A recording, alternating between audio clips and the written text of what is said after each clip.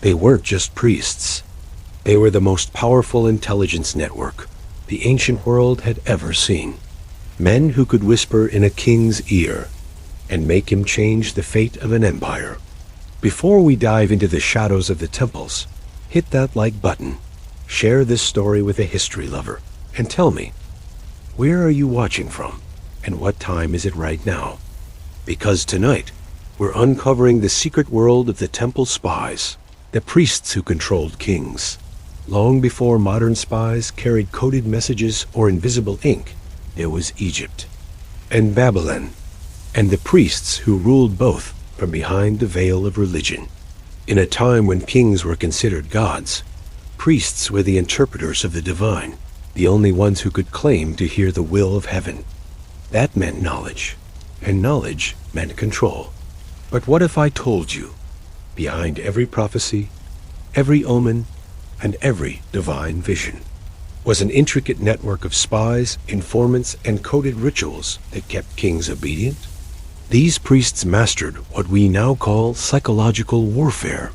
They used fear, faith, and information as weapons, and they called it the will of the gods. Let's start in Thebes, Egypt, around 1300 BC. The great temples of Amun weren't just places of worship. They were fortresses of secrets. Each priest had access to scrolls filled with tax records, crop data, birth registers, even rumors whispered by slaves. Temple scribes knew who was loyal, who was rich, who was planning rebellion. These temples were ancient intelligence agencies. Every offering brought information, every confession recorded, every prayer is a report. Priests didn't just listen to the people. They listened to the spies within the palace walls. Courtiers, concubines, merchants, and even royal guards would bring them whispers. In return, priests would offer blessings or blackmail. Here's the genius. The priests never needed to fight. They had the gods on their side. If a king began to disobey or question them, a sign would appear. A mysterious eclipse, a sudden famine, or an oracle's warning. The priests controlled how those events were interpreted, and so the message would spread. The gods are displeased with the pharaoh's actions. Within days, panic would ripple through the court. The king would visit the temple in fear, seeking guidance. And who would he meet? The same men who orchestrated the prophecy in the first place. It wasn't faith. It was espionage cloaked in divinity. Meanwhile, in Babylon, the priests of Marduk perfected an even more advanced intelligence system. Their temples had scribes who tracked trade routes, troop movements, and enemy alliances written in cuneiform tablets that doubled as prayer logs. The temple archives became Babylon's spy vaults. The priests would advise the king on when to attack, when to retreat, and who to trust, because they already knew what his enemies were planning. Their information came from caravans, envoys, and even astronomers who read coded patterns in the stars. When neighboring cities fell, the priests would say, "The gods warned us." But in truth, they had agents in those cities months before, listening, bribing, watching. Let's step into the story of Pharaoh Akhenaten, the heretic king. He tried to abolish the old priesthood of Amun and replace it with a new religion focused on the sun god Aten. Why? Because he realized what no one dared to say. The temple priests had become more powerful than the throne itself. The reaction was swift and silent. Akhenaten was isolated. His advisors disappeared. His loyal generals lost battles. And after his mysterious death, the priests returned stronger than ever. For centuries, this pattern repeated. Rulers rose and fell, but the priesthood remained, always watching, always whispering, always surviving. The Greeks learned from Egypt and Babylon. The oracle at Delphi, often portrayed as a mystical woman inhaling fumes and delivering prophecy, was actually the centerpiece of a powerful intelligence hub. Pilgrims from across the world brought offerings, and without realizing it, intelligence. Military plans, political gossip, and personal confessions all reached the temple. Behind the oracle sat priests who analyzed these details, coded them into prophecies, and fed them to the highest bidder. Even Alexander the Great sought their guidance, but what he got was carefully filtered intelligence, crafted by Temple spies who knew more about his enemies than he did. When Rome rose, the system evolved again. The Pontifex Maximus, Rome's high priest, wasn't just a religious figure. He was effectively the intelligence chief of the Republic. Julius Caesar himself held that title before he became dictator. He learned early that control over religion meant control over minds. He used the sacred calendars, omens, and auguries to justify his wars, and priests acted as informants on senators and generals alike. The gods, once again, became a convenient cover for political surveillance. What made these Temple spies unstoppable wasn't violence, it was belief. They had built the perfect intelligence system. Anonymous informants, controlled access to divine truth, and the loyalty of millions who never questioned them. While kings ruled for decades, priests ruled for millennia. Even after empires collapsed, the temples remained.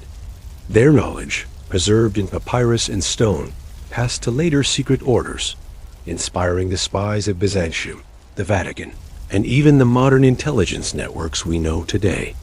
So next time you walk into an ancient ruin or read an inscription in a museum, remember, those weren't just places of worship. They were the world's first espionage headquarters. The temple was the center of power. The priest was the unseen puppet master. And the gods? They were the perfect cover story. Who do you think truly ruled the ancient empires, the kings, or the spies of the temples? They called themselves servants of the gods, but in truth, they served only one deity, control. By the time ancient religion reached its golden age, the temples were no longer sanctuaries. They had evolved into vast intelligence empires that rivaled the throne itself. And their high priests, draped in gold and linen, were not just holy men. They were the most dangerous spies in history, wielding faith as their greatest weapon. Imagine Egypt in its twilight. The pharaoh sits on a golden throne, believed to be the living son of Ra. But beyond the palace walls, in the dim glow of oil lamps and incense smoke, another power breathes, quiet, ancient, and patient. The priesthood of Amun, enriched by offerings and tax-free estates, has grown so powerful that even the pharaoh must bow his head when entering their halls. Behind those sacred doors, secret messages move through hidden corridors. Clay tablets are fired, not for worship, but to preserve intelligence. And in the still of night, hooded acolytes whisper in coded tongues. The war between the crown and the temple wasn't fought with swords or soldiers. It was fought with information. The priests knew every noble's loyalty, every lover the king hid, every plot that brewed in the dark. And when the throne became too bold, the gods would suddenly speak. An omen, a comet, a divine curse, always, somehow, favoring the temple. Outwardly, they appeared pure, linen robes flowing, gold amulets glinting in the torchlight, lips murmuring prayers for the soul of Egypt. But beneath that serene exterior was something far colder and infinitely more dangerous. Every offering at the altar was data. Every confession whispered to the gods was leverage. A farmer admitting his poor harvest gave the priests insight into grain reserves and taxation. A noble confessing his ambitions gave them a weapon to control the palace. Nothing was forgotten. Everything was catalogued. Within the temple, scribes maintained archives of these sins and secrets, not to guide souls, but to govern them. And so the priests became the world's first human intelligence officers, masters of manipulation, emotion, and deceit. How do you control a king? You don't threaten him. You make him believe he's already cursed. That was the priest's greatest skill, the use of fear disguised as prophecy. They would proclaim an omen, a divine warning, a heavenly sign. Then they would ensure it came true. The fall of Pharaoh Suzens II is one such example. The records speak of divine rejection, of the gods turning their backs on his reign. But behind the sacred words lies evidence of corruption and sabotage. Temple funds quietly diverted, armies bribed to defect, alliances broken through whispers. The priests didn't foresee his downfall. They orchestrated it. The gods' will was simply the perfect cover story. Their influence spread far beyond Egypt. In Israel and Judah, temple intelligence evolved into prophetic espionage. The prophets were not just visionaries. They were couriers of classified messages. Scrolls carried across borders more sacred words, but hidden within the structure, in spacing and rhythm, were codes only the initiated could read. Some historians believe that even the Ark of the Covenant may have served as a communication vault, safeguarding treaties and intelligence under the guise of divine sanctity. Faith was their firewall. No one dared question what was wrapped in holiness. The same pattern emerged across the Mediterranean. In Greece, the oracle at Delphi became the beating heart of an information network that spanned the ancient world. Pilgrims, kings, and generals came seeking prophecy and left unknowingly revealing their plans. The priests of Delphi were no mystics. They were analysts, filtering information gathered from travelers and traders. When the oracle told Athens it would triumph over Persia, it wasn't prophecy. It was military intelligence wrapped in divine mystery. This was the perfection of psychological control. The priests didn't spy through violence or deceit. They made rulers willingly surrender their secrets in exchange for comfort and validation. When Rome rose, it absorbed this system and refined it. The augurs and pontiffs who studied the flight of birds before war were also recording morale, loyalty, and potential descent. The Vestal virgins, revered for their purity, guarded archives that contained not only religious records, but also reports on political rivals. Augustus Caesar institutionalized this fusion of faith and control, creating what modern historians call a sacred propaganda network.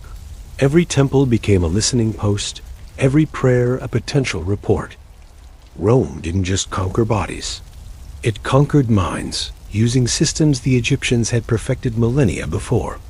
Beneath Alexandria's Serapeum, archaeologists have found signs of sealed chambers, believed to be secret vaults that once housed forbidden scrolls. These weren't hymns or stories of gods. They were political records, confessions, and intelligence reports collected over centuries. It was, in every sense, an ancient data center. When invading armies approached, these archives were deliberately destroyed, not to erase religion, but to erase the proof that the priests had used belief as surveillance. The burning of knowledge wasn't just tragedy. It was evidence disposal. While kings fought wars with blades, priests fought wars with perception. They invented the art of disinformation long before it had a name. To stop a rebellion, they declared omens warning of doom. To justify conquest, they announced divine commands. The people obeyed not from fear of soldiers, but from fear of sin. The priests had discovered something intelligence agencies still rely on: the power of narrative. The most efficient lie is the one people choose to believe. As time passed, the Temple Spies no longer served kings. They became kings in everything but title. Their word could enthrone or destroy. Their silence could decide the fate of nations. When Christianity spread, the same structure re-emerged: bishops, scribes, and monks running the machinery of both faith and state. In Byzantium, emperors merged divine authority with intelligence control. Confessions became sources. Sermons became psychological conditioning. The pattern was ancient, perfected, and unstoppable. But power built on faith always meets its reckoning. When reason began to challenge superstition, the Temple Spies lost their shadows. The Greeks questioned the oracles. Philosophers dismantled divine fear. And later, during the Renaissance, scholars exposed how religion had been weaponized to control thought. Yet even as the temples fell to ruin, their methods endured. Modern intelligence agencies, from MI6 to the CIA, still rely on principles the priests invented: coded messages, psychological pressure, human manipulation. The tools evolved. The tactics never changed. Every empire, from the sands of Egypt to the towers of Rome, believed itself eternal. But what truly shaped their destiny wasn't war or conquest, it was information. The unseen hand of the priesthood guided kings, bent empires, and rewrote history. They never wore crowns, never led armies, but they possessed the one weapon rulers could never resist: the fear of divine judgment. For thousands of years, they whispered in the ears of gods and men alike, steering civilizations from the shadows. And maybe, if you look closely enough at today's world, the institutions of power, the media, the beliefs that bind billions, you might see that same invisible hand still at work. Because control never dies, it only changes form. The Temple Spies may be gone, but their lessons echo in every secret, every lie, and every unseen force that rules from behind the curtain. If you've stayed with me through this descent into the hidden corridors of history, then you already understand this is more than ancient intrigue. This is the origin of espionage itself. So before you go, hit that subscribe button, share this story, and tell me in the comments where you re-watching from and what time it is right now. Because the past isn't over. It's watching, just like the spies who once controlled kings.